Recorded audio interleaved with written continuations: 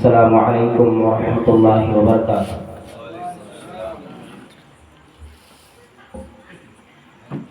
ان الحمد للہ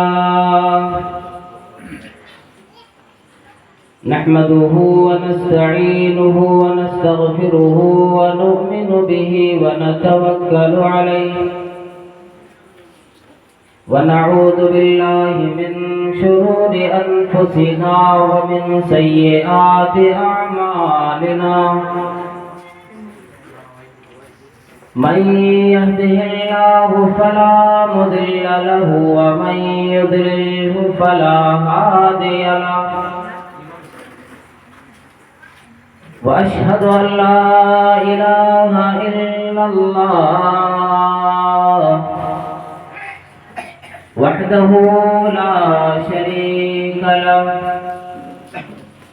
وأشهد أن سيدنا وسندنا ونبينا محمد وصلى الله تعالى على خير خلقه محمد وعلى آله وأصحابه وذرياته وسلم تسليما كثيرا أما بعد فإن خير الحديث كتاب الله وخير الهدي هدي محمد صلى الله عليه وسلم وشر الأمور محدثاتها وكل محدثة بدعة وكل بدعة ضلالة وكل ضلالة في النار أعوذ بالله السميع العليم من الشيطان الرجيم بسم الله الرحمن الرحيم فاعلم أنه لا إله إلا الله وقال تعالى في مقام آخر والله أخرجكم من بطون أمهاتكم لا تعلمون شيئا وجعل لكم السمع والأبصار والأفئدة لعلكم تشكرون حرض بنيك على الآداب في الصغر كي تقر بهم عيناك في الكبر۔ ہر طرح کی بڑائی بزرگی اللہ وحدہ لا شریک خالق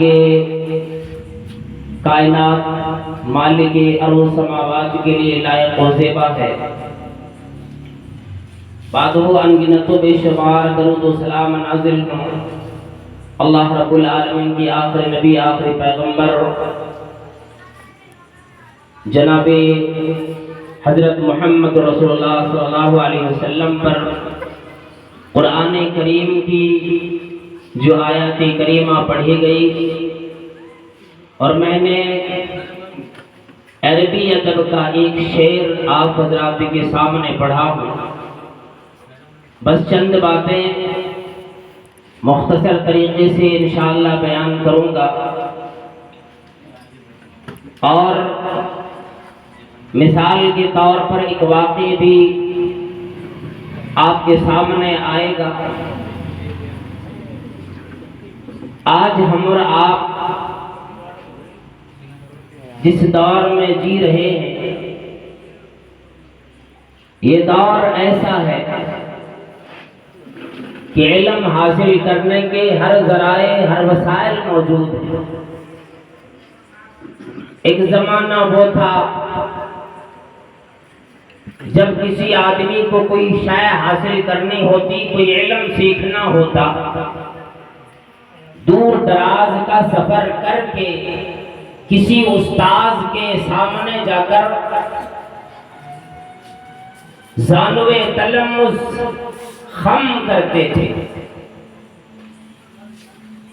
بعض دفعہ تو یوں ہوتا کہ سیال کوٹ سے چل کر جو پاکستان کے اندر پایا جاتا ہے، وہاں سے چل کر ہمارے انڈیا میں رانچی کے اندر آتا، جہاں کے مولانا ابوالکلام آزاد رحمت اللہ علیہ قید کیے گئے۔ صرف ایک آیت کے علم کے لیے اتنے دور سے پیدل سفر کر کے یہاں تشریف لائے۔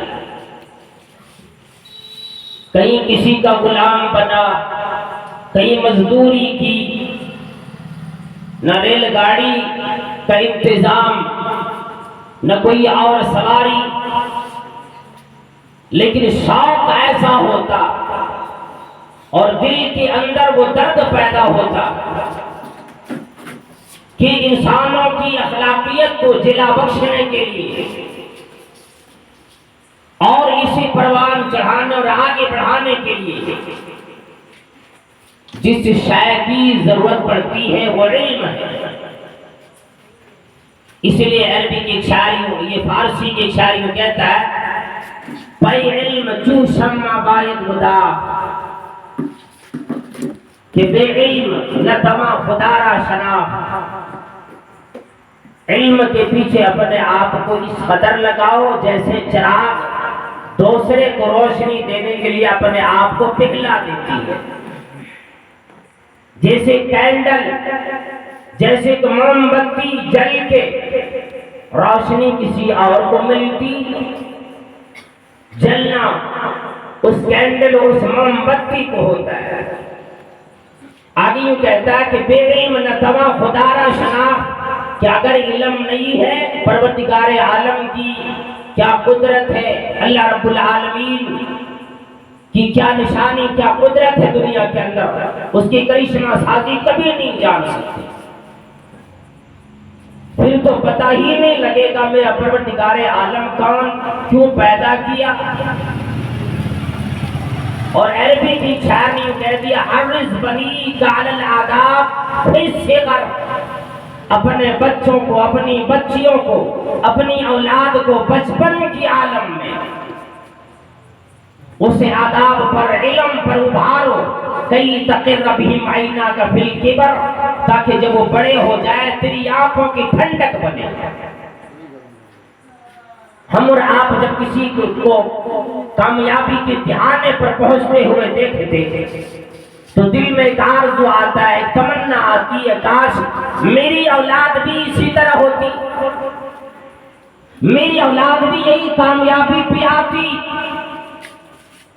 میں بھی فلانے کا ابا ہوتا اور یہ کامیابی میرے بیٹے کو ملی ہوتی۔ تو وہ کامیابی اسی طرح نہیں مل جاتی۔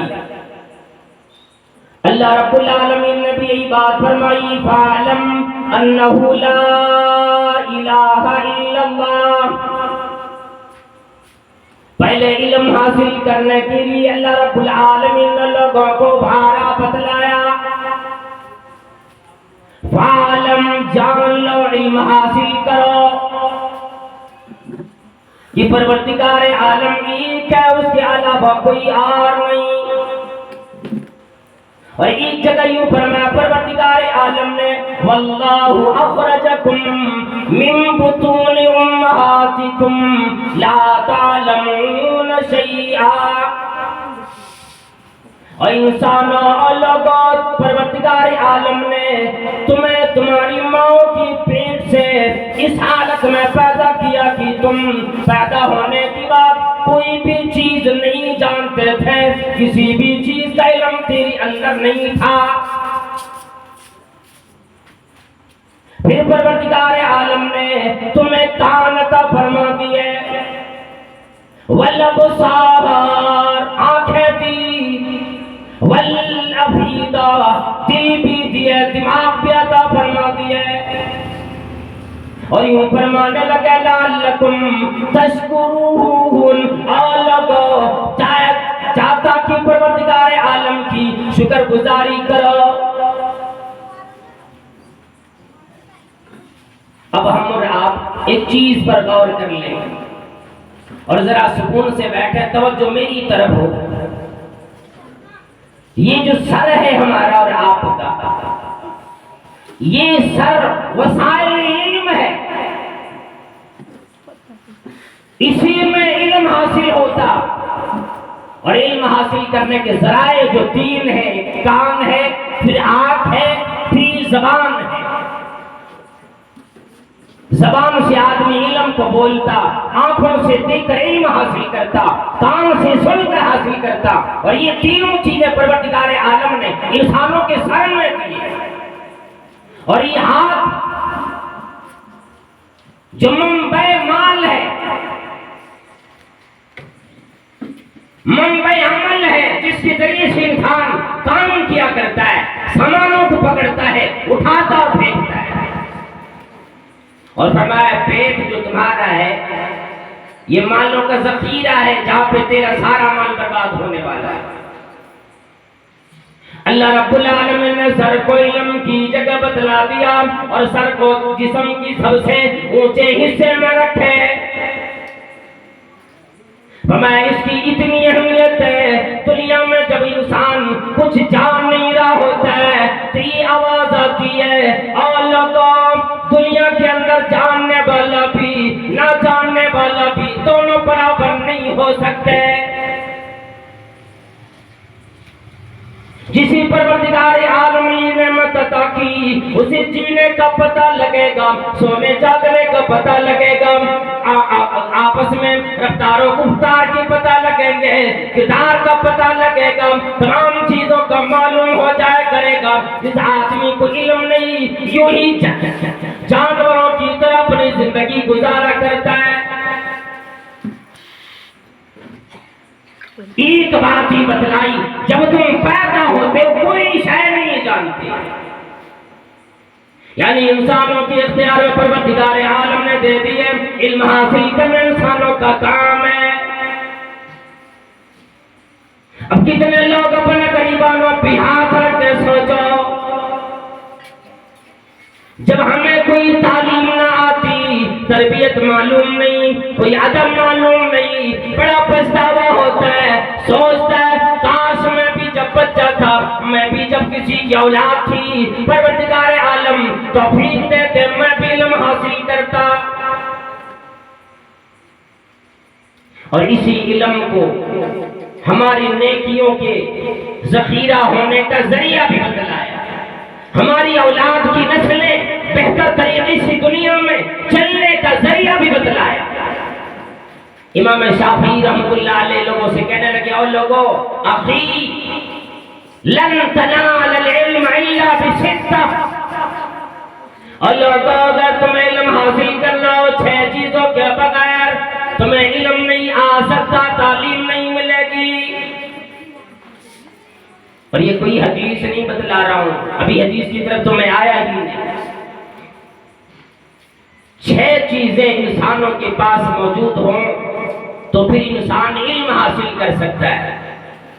اور ہمارا اور آپ کا طریقہ کار کیا ہے؟ ہماری بیٹی جب شادی کے لائق ہونے لگتی ہے، پھر امام مسجد کے پاس بھیج دو یا کسی کو ٹیوشن لگا دو کہ مولانا صاحب، مولوی صاحب، میری بیٹی کا رشتہ لگنے والا، قرآن کریم کسی طرح ختم کرا دی، تاکہ وہاں کہنے کو بنے گا ہاں فلانے عالم کے پاس پڑھنے جاتی ہے، قرآن تو پڑھ رہی ہے، میری بیٹی پڑھی لکھی ہے. اللہ رب العالمین نے فرمایا، لوگوں اپنی اولاد کے ساتھ دھوکہ دھڑی کرنے والا، دین کی تعلیم نہ دی، صرف اپنی اولاد کو بڑھاپے کا سہارا سمجھے. یاد رکھو کل قیامت میں جب تمام لوگ الگ الگ صفوں میں لگیں گے، الگ الگ جماعت سب کی لگے گی، جب بھی نمازیوں کی جماعت الگ لگے گی، شرابیوں کی جماعت الگ لگے گی، چوروں کی جماعت الگ لگے گی. ایک جماعت اس وقت وہ آئے گی جب جو وہ لوگ ہوں گے وہ مجرمین ہوں گے، وہ بدماش لوگ ہوں گے جن کو دھوکہ باز کہا جائے گا،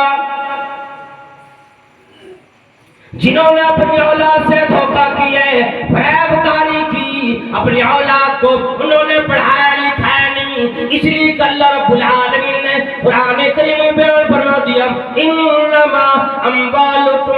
وَأَوْلَادُكُمْ فِتْنَةٌ آلَگا تیرا مال بھی تیری اولاد بھی آزمائش کے ذریعے بنا ہے.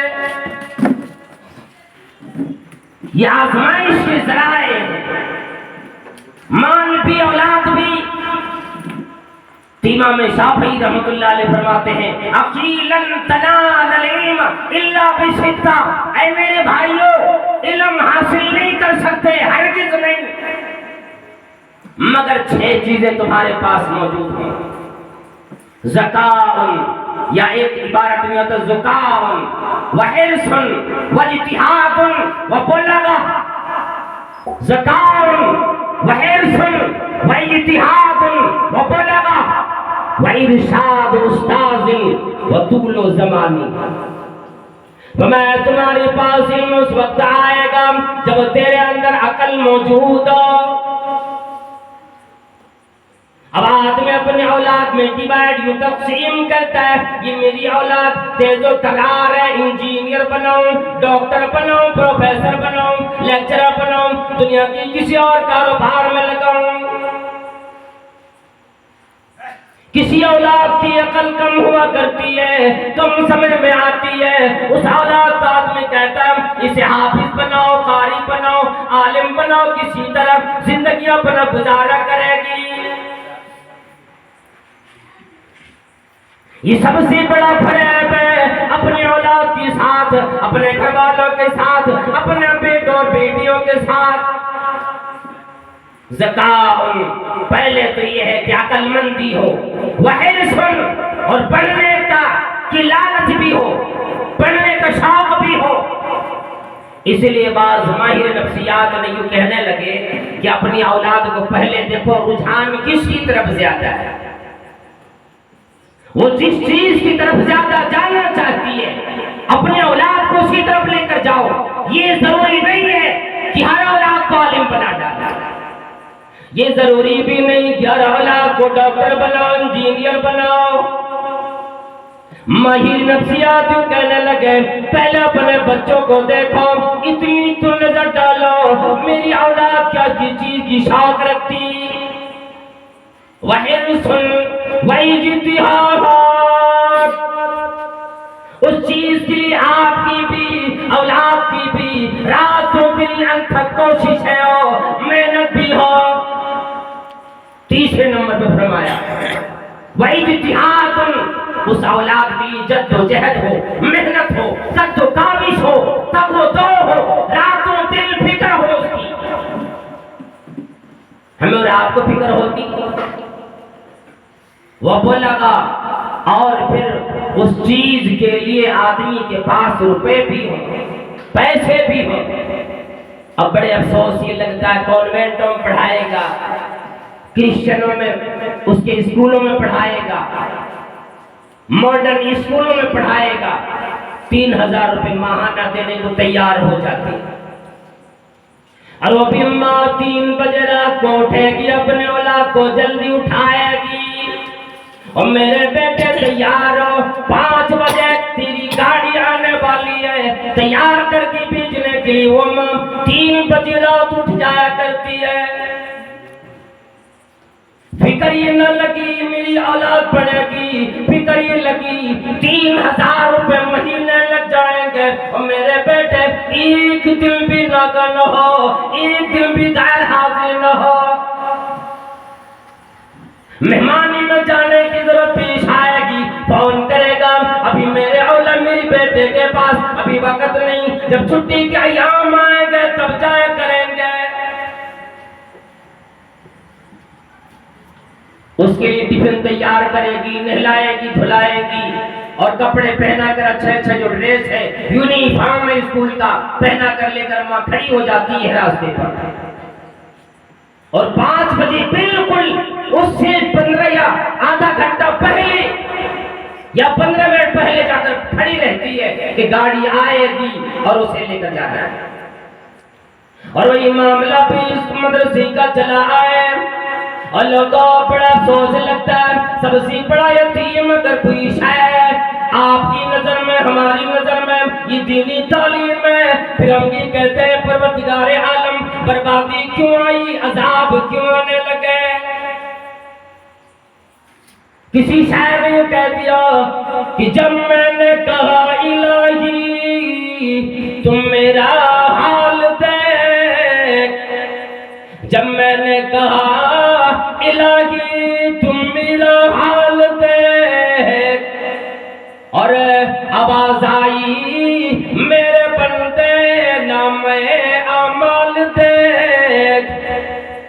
جب بندہ یہ کہتا الہی بربادی کیوں آئی، آسمان سے آواز آتی ہے آ لوگو آ دنیا والو، پروردگار عالم ظلم کرنے والا نہیں، تو اپنا حال دیکھ، تو اپنے اعمال دیکھ، تو اپنا کردار دیکھ، تیری کردار کی وجہ سے تیری اوپر یہ سارے عذاب آئے، میرا کوئی قصور نہیں۔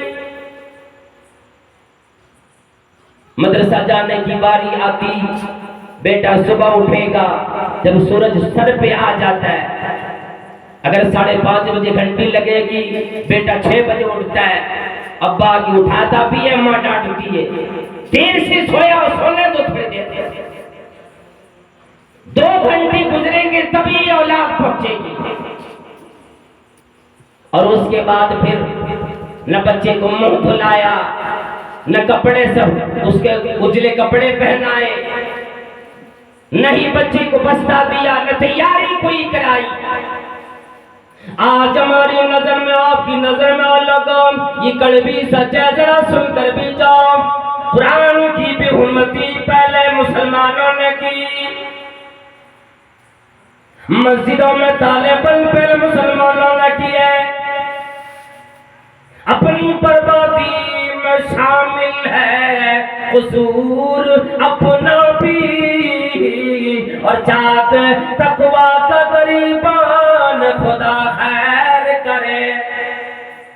بربادی اپنے کی ہے، اپنے ہاتھوں کی کمائی جب آنے لگی، قرآن کریم کی بے حرمتی اپنی اولاد کو تعلیم نہ دی کر ہم نے کی، آپ نے کی۔ کتنے وہ لوگ ہوں گے ذرا سوچ کر تو دیکھو، شرم نہ کرو، کوئی لاج نہ کرو، کسی چیز کا ڈر نہ کرو، اور لوگوں قرآن کریم کھول کر دیکھو کتنا پڑھنا آتا ہے۔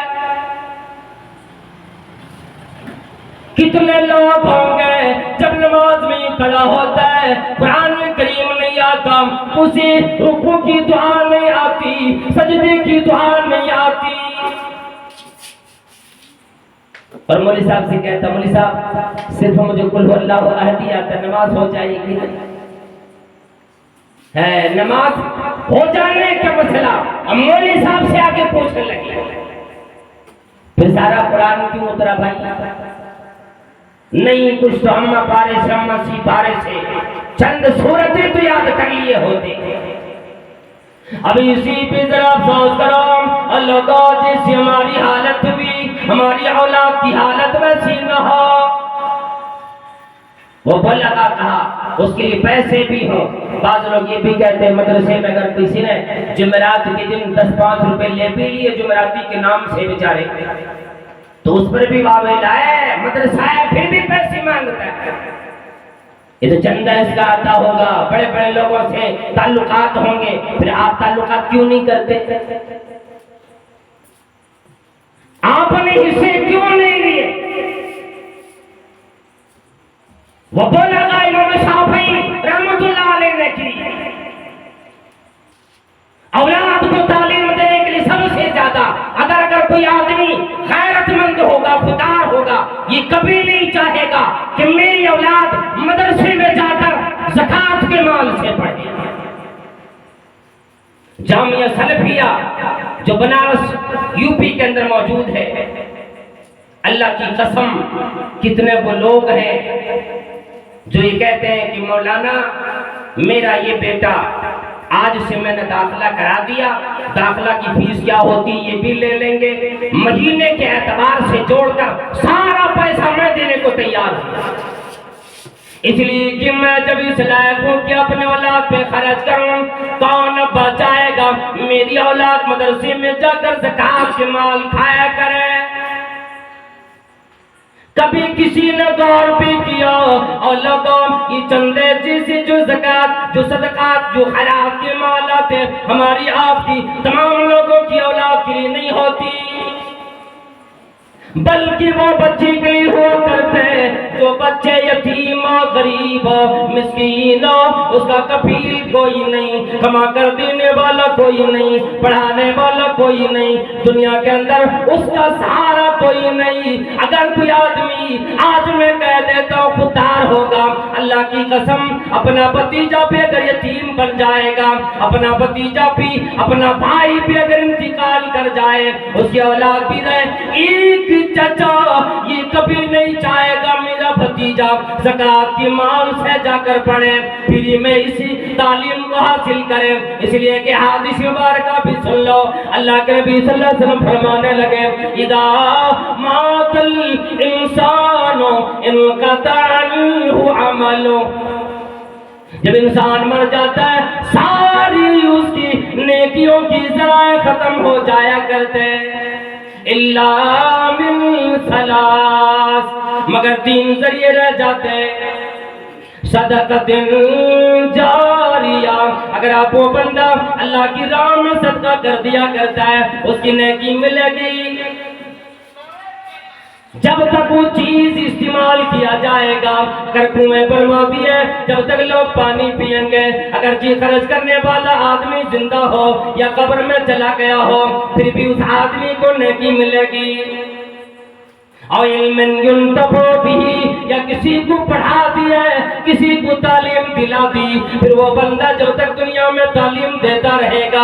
ذرا غور تو کرو، آپ نے ایک بچہ کو اگرچہ اپنا بچہ نہ ہو، کسی کا بچہ مدرسے میں خیر خواہی کرتے ہوئے کسی کی بچے کو حافظ قرآن بنانے کی آپ نے پیسے دے دیے، اللہ کی قسم جب وہ بچہ جب بڑا ہو کر کسی اور کو تعلیم دے گا تیری نیکیاں باسی بھی آئے گی۔ او ولد صالح یدعو لہ، یا صالح اولاد جو اس کے لیے دعا کرے، اب وہ اولاد دعا کرے جو زکوٰۃ کے مال سے پڑھایا ہو۔ اللہ اکبر، اس بارے میں بھی حدیث آتی ہے ما من مسلم یسترعیہ اللہ رعیۃ، تمام مسلمانوں کو تنبیہ فرما دی اللہ رب العالمین نے جن لوگوں کو بھی کسی کو کفیل بنایا، نگران بنایا، کسی کو باپ بنایا، کسی کو سرپرست بنا دیے، یموت یوم یموت وہو غاش لرعیتی الا حرم اللہ علیہ الجنہ۔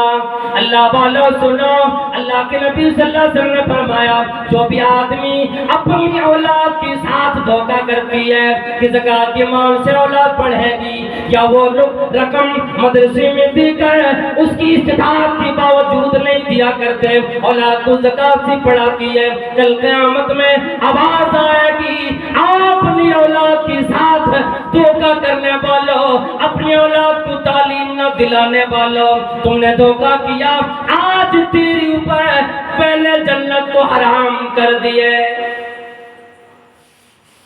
ہے وہی مدرسہ، اس میں پڑھاؤ، لیکن غریب بچے پڑھیں گے، اس غریب بچے کے ساتھ آپ کا بچہ بھی جا کے بیٹھے گا، مکتب ہو، مدارس ہو، لیکن اگر آپ کے پاس وہ استطاعت موجود ہے، وہ غیرت موجود ہے کہ میں پڑھاؤں گا تو ٹھیک اسی مدرسے میں، لیکن پیسے دے کر پڑھاؤں گا، میں اپنے اولاد کو زکوٰۃ کے مال سے نہیں پڑھانا چاہتا، اگر ہمارے آپ کی دماغ میں یہ بات آ جائے گی پھر کہو گے نہیں، اگرچہ مدرسے میں چندہ آتا ہوگا، اگرچہ مدرسہ دینی تعلیم کا آماج گاہ ہے، اور ہمارے ذہن میں یہ بات آ چکی ہے کہ مدرسے میں پیسے نہیں لگتا، تو بات آج سے نکل جائے گی کہ نہیں، یہ تعلیم فرض ہے۔ دنیا میں جتنے بھی تعلیم ہیں وہ تمام کی تمام ہنر ہے، یاد رکھیں، وہ علم نہیں ہے، وہ ہنر ہے جو مرنے کے ساتھ ساتھ ختم ہو جاتی ہے، لیکن یہ دینی تعلیم جیسے مرا اور شروع ہو جاتی ہے۔ قرآن کریم شکل میں قبر میں آتا ہے، اس کی نیکیاں آتی ہیں، اور قبر میں یہ ساری چیزیں کام آتی ہیں۔ میں صرف اولاد کی تربیت پر ایک بات بتلا دینا چاہتا ہوں، حدیث ابھی بیان کرنے کا وقت نہیں ہے، صرف ایک واقعہ آپ سنیں کہ لوگ کیسے اللہ کی راہ میں خرچ کرتے ہیں۔ عبد القادر جیلانی رحمت اللہ علیہ کا نام تو سنا ہوگا، آج ان کے نام پہ لوگ کتنے روٹیاں سینکتے۔ شیخ عبد القادر جیلانی رحمت اللہ علیہ کو پیران پیر، شیخ عبد القادر دستگیر اور فلاں فلاں کی القاب سے نوازا کرتے۔ اور میں آج اعلان کرتا ہوں لوگوں جان لو اس بات کو، وہ مکمل طور پر اہل الحدیث تھے، قرآن و حدیث کے ماننے والے تھے، اور اس بات کا اقرار خیروں نے بھی کیا، اپنوں نے بھی کیا کہ وہ نماز میں رفع دین کیا کرتے تھے، ایک ہاتھ ملایا کرتے تھے۔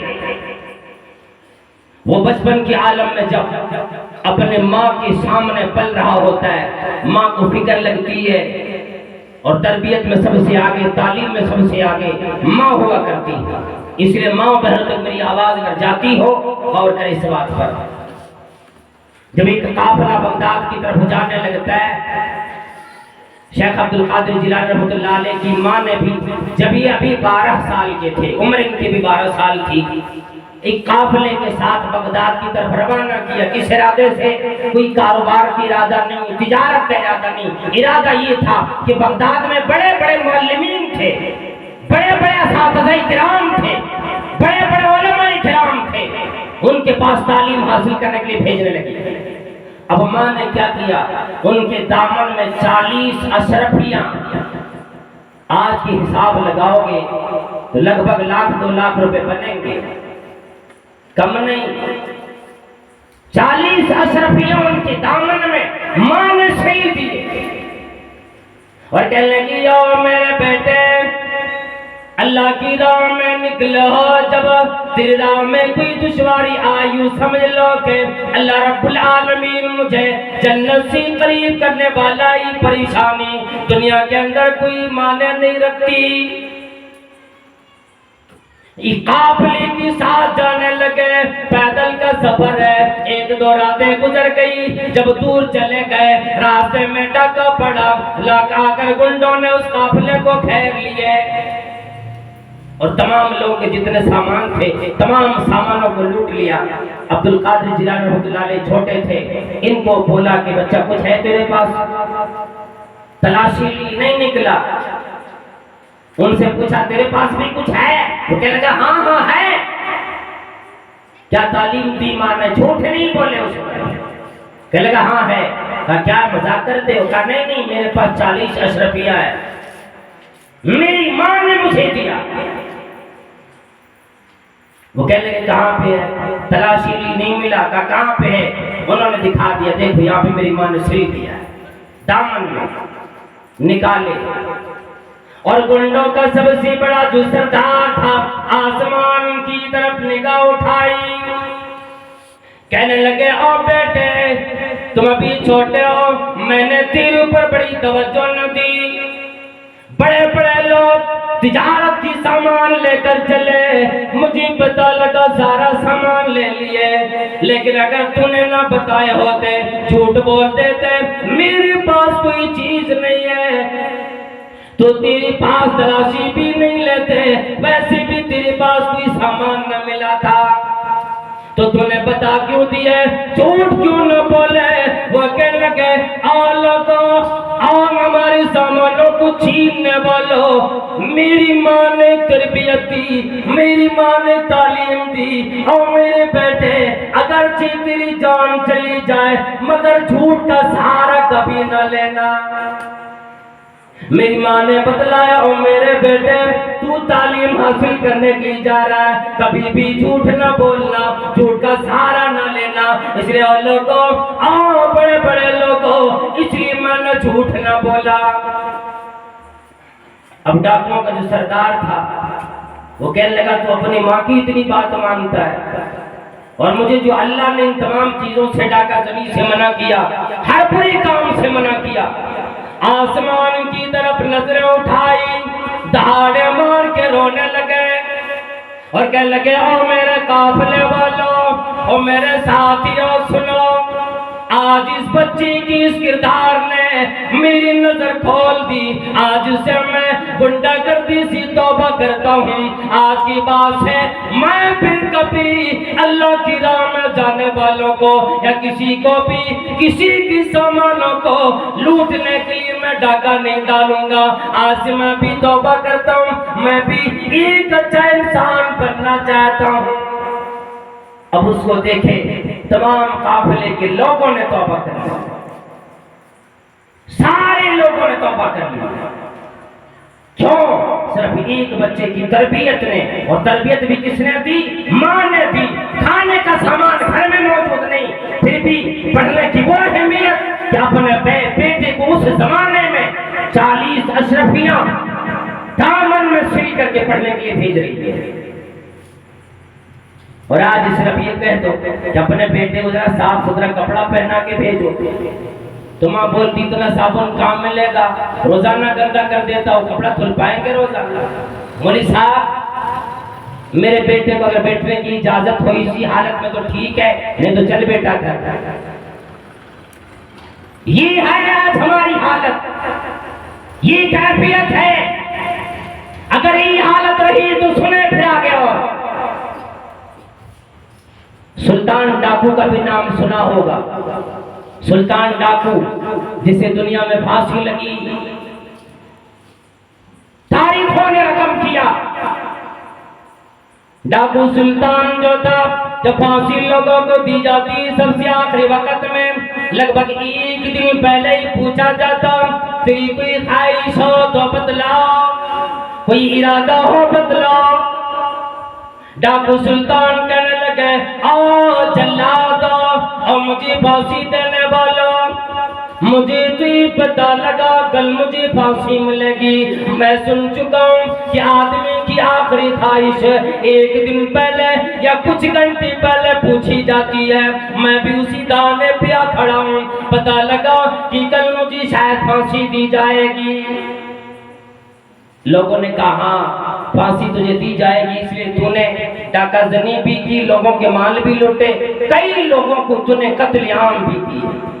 کہا ہاں ہاں وہ تو چیز میں نے کی۔ کہا تو ٹھیک ہے پھر آخری خواہش بدلا۔ اب آخری خواہش سنو، حیران ہو جاؤ اللہ والو، وہ کہنے لگے میری آخری خواہش یہ ہے کہ میرے ساتھ میری ماں کو بھی پھانسی دی جائے، میرے ساتھ میری نظروں کے سامنے یک بار کی ایک ساتھ میری ماں بھی پھانسی پہ لٹکے گی، میں بھی پھانسی پہ لٹکوں گا۔ اب لوگوں نے کہنے لگی کیا بات ہے تیری ماں بھی زندہ ہے؟ کہنے لگی ہاں ٹھیک زندہ بھی ہے، فلاں جگہ بھی ہے۔ تمام لوگ چلے گئے لانے کے لیے، اماں جی ذرا چل کر تم ماجرا دیکھو، میں نے کوئی فیصلہ تیری بارے میں نہ لی، میں نے کوئی معاملہ تیرے بارے میں نہ کیا، اماں جی تیری غلطی کوئی نہیں، تیری کوئی شکایت نہیں، اماں جی تیرے اپنے لخت جگر نے، تیری نور نظر نے تیرے اوپر ہی حکم لگایا مجھے پھانسی دی جائے، ٹھیک ہے میری ماں کو بھی میرے سامنے پھانسی کے بندے پہ لٹکاؤ۔ ماں بھی حیران ہو گئی، کتنا سخت دل بیٹا ہے، میں جس کی اتنا چاہتی تھی وہ بیٹا مجھے آج اپنے سامنے پھانسی پہ لٹکانے کو تیار ہے۔ ماں بھی چلی گئی، بڑے مختصر بتلاتا ہوں، جب گئی بیٹے سے بات کرو میرے بیٹے کیا بات ہے، پوچھنے لگے آؤ تنہائی میں بات کریں گے، کوئی غلطی ہو گئی؟ اماں جی تنہائی میں نہیں، وہ وقت گئے جب کمرے میں آپ کے ساتھ میں چھوٹ پلے میں آپ کے سامنے رہا کرتا تھا، اماں جی اگر بات آ جائے گی لوگوں کے سامنے آیا کرے گی۔ کہنے لگی او میرے بیٹے مجھے بتلا میری کیا غلطی ہے؟ وہ کہنے لگا کہ میری ماں جی آج مجھے جو پھانسی لگی یہ میری اپنی غلطی کی وجہ سے نہ لگی، میری کوئی کوتاہی نہیں، میری کوئی اپنی غلطی نہیں، اماں جی اگر آپ چاہتے مجھے پھانسی آپ کے دل یہ دل نہ دیکھنا پڑتا، مجھے پھانسی کی پھندے پہ آج لٹک کر اپنی جان نہ گوانا پڑتا، अम्मा जी आपने मुझे बासी दिलवाए, इसलिए मैंने अपने आखिरी ख्वाहिश में आपका नाम देकर मैं भी चाहता हूँ। जब एक माँ अपने बेटे को फांसी दिला सकती है, एक बेटा अपनी माँ को फांसी के फंदे पे क्यों न लटकाए। कहने लगे क्या बात है। कम्मा आपको याद है जब मुझे आप 5 पैसे देकर दुकान भेजे थे मुझे सामान लाने के लिए, और मैं सामान लेकर आया, दुकानदार ने मुझसे पैसे लेने भूल गए थे, मैंने आपको वो सामान भी दे दिए और वो पैसे भी आपको दिखा दिए। दूसरे दिन आपने बड़ी थपकियां की, अकलमंदी की सबूत आपने जाहिर किए। मेरा बेटा बड़ा अकलमंद है, मेरा बड़ा बेटा बड़ा होशियार हो गया, सामान भी लेकर चला आया, पैसे भी वापस ले आया। और मेरी माँ उस दिन से मेरे ज़हन में एक बात आई कि लोगों को धोखे दो, पैसे हासिल करो, यही अकलमंदी है। मैंने अपने जहन में डाली यही अकलमंदी की अलामत है। वही आदमी होशियार है जो आदमी सामान भी लेकर चला आता है, पैसे भी खर्च नहीं करता है, धोखा दे देता है, चोरियां कर लेता है। और मेरी माँ उसी दिन से मुझे चोरी की लत पड़ी, मुझे चोरी की आदत पड़ी। और मेरी अम्मा जी उस दिन अगर आप एक डांट लगा दिए होते और कहते थे और मेरे बेटे ये ठीक नहीं, ये धोखा है, ये तो सामान जायज नहीं, लेना जायज नहीं, जाओ दुकानदार को पैसे देकर आओ। और मेरी माँ तूने उस दिन मुझे बड़ी धमकियां दी, बड़ी शाबाशी दी, मैंने गलत तरीके से तालीम पाई, तरबियत पाई, मैं गुंडा बन गया, मैं चोर बन गया। उस दिन अगर आप मुझे एक दफा डांट दिए होते, उसी दिन से मुझे चोरी की आदत छूट गई होती। मां दहाड़ मार कर कहने लगी इलाही तू माफ करना, मैंने अपनी औलाद को तरबियत और तालीम नहीं दे सकी, तो ये औलाद दुनिया में भी आखिरत में भी वबाले जान बढ़ सकती है अगर हम और आप अपने औलाद को तरबियत और तालीम नहीं देते। और ये दोनों चीजें बगैर उस्ताद के नहीं मिल सकते। वो बोला कहा इमाम शाफी रहमतुल्लाह अलैह ने, ज़काउन व हिर्सुन व इज्तिहादुन व बुलगा व इरशाद उस्तादिन, उस्ताद की रहनुमाई हो, व तूलो ज़माने, एक लंबे ज़माने तक अपनी औलाद को पढ़ाओ। ये नहीं एक महीना गए, हाँ हाँ कुरान करीम तो पढ़ लिया, मेरी बेटी ने खत्म कर दिया, और कुरान के घर बजरा पढ़ा के देख भी लिए होते। अल्लाह की कसम क्या फैसला लेते हम और आप, जब हमारी बेटी ससुराल जाएगी और हम यही अधूरे करके भेज देंगे, जब तक वो कुरान करीम गलत पढ़ेगी क्या हमें सवाब मिलेगा, नेकियां मिलेगी क्या? उस औलाद के साथ हमने धोखा नहीं किए क्या? वो औलाद कल क़यामत में हमारा और आपका दामन पकड़कर रब के सामने शिकायत नहीं करेगी कि इलाही हमारे वालिदैन ने दुनिया में हमें पढ़ाया नहीं।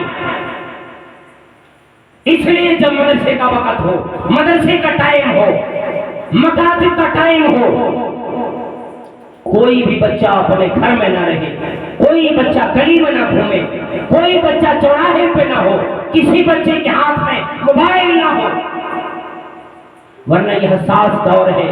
ये दुनिया हमें सबक देती है, और आपको इस सबक लेना चाहिए और अपनी औलाद को दीनी तालीम दिलाना और देना चाहिए जितने भी हो सके।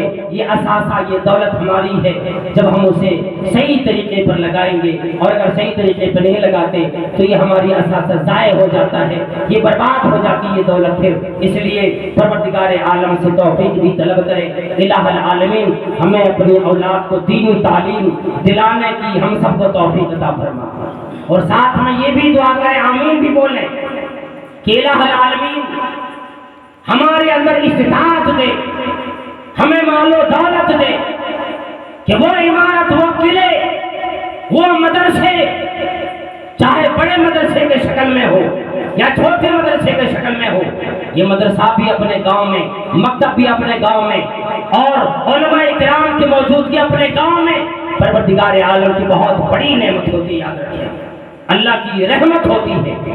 इसलिए कि अल्लाह रब्बुल आलमीन ने खुद फरमा दिया, तुम में से कुछ लोग होना चाहिए, गांव में कुछ आदमी ऐसा होना चाहिए जो पढ़ने के लिए मदारस जाए, मकातिब जाए, इल्म हासिल करके आए और फिर अपने गांव वालों को समझाए, गांव वालों को बतलाए। अगर हमने और आपने इस चीज को नेमत नहीं समझे, इसकी कदर नहीं की, तो अल्लाह के नबी सल्लल्लाहु अलैहि वसल्लम की अहादीस के मुताबिक हम बड़े मलऊन होंगे और बड़े बदनसीब होंगे। इसलिए चाहिए कि हम और आप इल्म को जो अहमियत देना है, इल्म को, तालीम को जो अहमियत देना है, खास तौर से कुरान करीम की हिफाजत के लिए, दीनी तालीम की हिफाजत के लिए अपनी औलाद को कम अज कम इस लायक तो बनाएं कि हमारा और आपका इंतकाल हो तो अपनी औलाद जनाजे पढ़ाने के लिए तैयार है। इतना तो इल्म आ जाए, वालिदैन के लिए दुआ भी कर सके। इंशाअल्लाह बातें फिर कभी आएंगी। अल्लाह ताला से दुआ है, या अल्लाह हम सबको, हमारी औलाद को तालीम और तरबियत देने की तौफीक अता फरमा, हम सबको सालेह और नेक औलाद अता फरमा। या अल्लाह हम सबको लंबी जिंदगी अता फरमा, सबको सालेहाना जिंदगी अता फरमा। परवरदिगार आलम, ये तौहीद फाउंडेशन की तरफ से जो प्रोग्राम ये रचाया गया, इसको इनेकाद किया गया, परवरदिगार आलम इसके तमाम अराकीन को, मुंतजिमीन को तो हर तरह की बला और मुसीबत से अपनी हिफाजत अता फरमा। और जितने भी लोग यहाँ पर आए, माएँ बहनें आई सुनने के लिए, परवरदिगार आलम सबकी हाजिरी कबूल फरमा। आमीन व आखिर दावाना अल्हम्दुलिल्लाहि रब्बिल आलमीन। वस्सलामु अलैकुम व रहमतुल्लाहि व बरकातहू। माशाअल्लाह, शुक्रन, जज़ाकुमुल्लाह खैर व अहसन अल जज़ा। ये थे फजीलतुश शेख